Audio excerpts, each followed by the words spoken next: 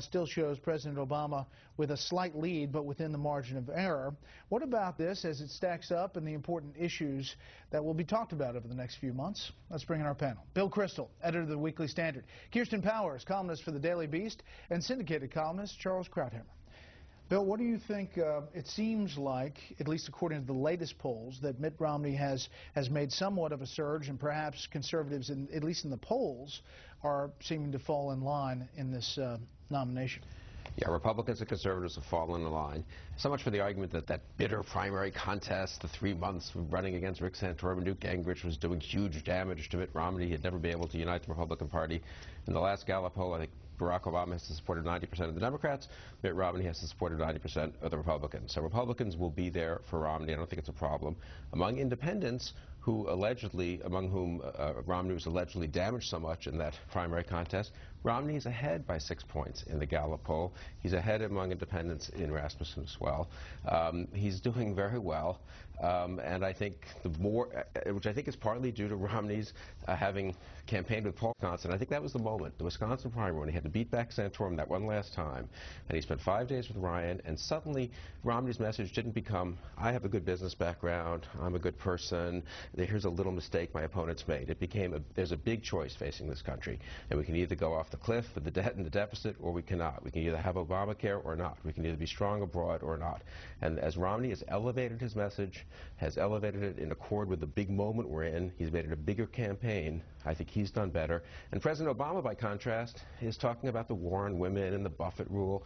President Obama's playing small ball, Mitt Romney's playing a bigger ball right now, and Romney is benefiting.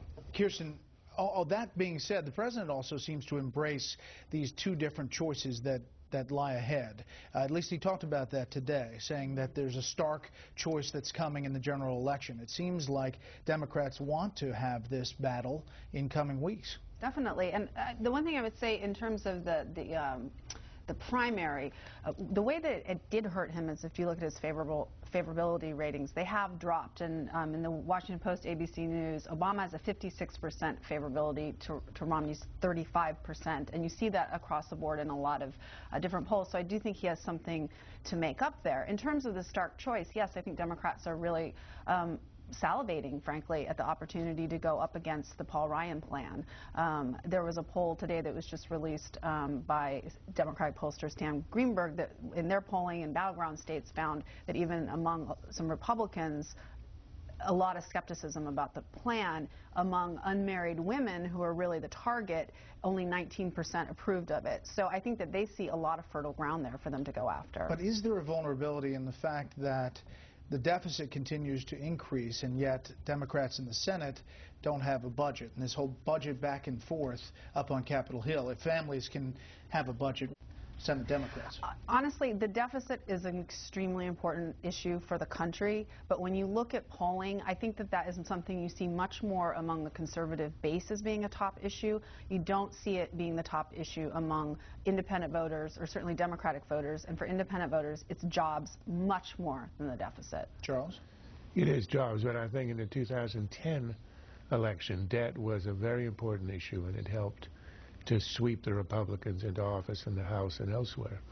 I think there never was, I think, in my mind, a real doubt that Romney would unite Republicans. It's Obama who unites Republicans, whoever was going to come out of it. But I do think that the tough negative campaigning for the 3 months hurt Romney. If you look at his numbers, Kirsten indicated his favorables are low, unfavorables have gone much higher than they were. I think he's underwater by about 16 or 18 points, and that is a bad place to start.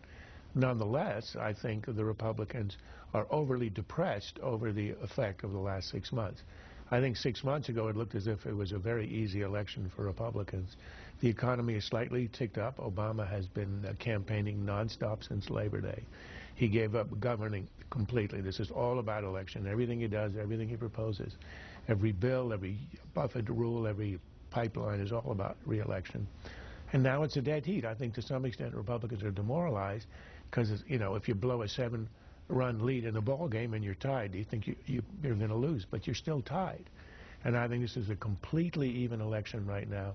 It could go either way. It'll depend on events, and it'll depend on who campaigns better. Today, Bill, the president was talking about education. We have seen some of these messages from the Democratic Party. We saw the back and forth about Hillary Rosen's comments, but some of them mention wealth and status and being born into wealth. This is what the president said today, talking about education. Somebody gave me an education. I wasn't born with a silver spoon in my mouth. Michelle wasn't. But somebody gave us a chance. Just like these folks up here are looking for a chance. So what about that? I mean, is this more of what you think will be on the trail? Yeah, I think they will try to run a negative campaign against Mitt Romney, against his wealth, against his business background, against a lot of other elements of his personality and his record, I suppose. But he is president of the United States. And look, the big story, if you step back, the big story here is he is the incumbent president, and he is running at 44 to 48%, depending on which poll you look at. In his reelect, he is below 50. Mitt Romney has available to him more than 50% of the voters right now. And typically, I don't think much is going to happen over the next 5 months to convince voters that, gee, you know, I didn't think Obama was doing a very good job, and now I've been convinced he is. Maybe that'll happen. I doubt it. And I think that's what President Obama should worry about. He can try to disqualify Mitt Romney. I guess that's what a strategy is going to be. I think the reverse. We're going to end up with Mitt Romney, I predict in 2 months, looking more presidential than Barack Obama. If I were running the Romney campaign, I would tell Mitt Romney, forget about even the attacks on Obama. Let all the surrogates criticize him. The events are the events. He's not been a very successful president. You now have to make yourself qualified and sort of visible and plausible to people as the next president of the United States. Be presidential, Mitt Romney. Be more presidential than Barack Obama. Last word, Kirsten. The Obama campaign insists he wasn't talking about Mitt Romney in that statement about the silver spoon in his mouth, but there is a battle for connection to the middle class. Well, sure, and they have been very transparent about the fact that they're going to try to paint him as being completely out of touch. You know, David Axelrod made the joke that when Mitt Romney watches Mad Men, he thinks he's watching the evening news. I mean, that says pretty much everything about what they're stressing. Next up, the latest public relations black eye for U.S. troops in Afghanistan and the pushback about it.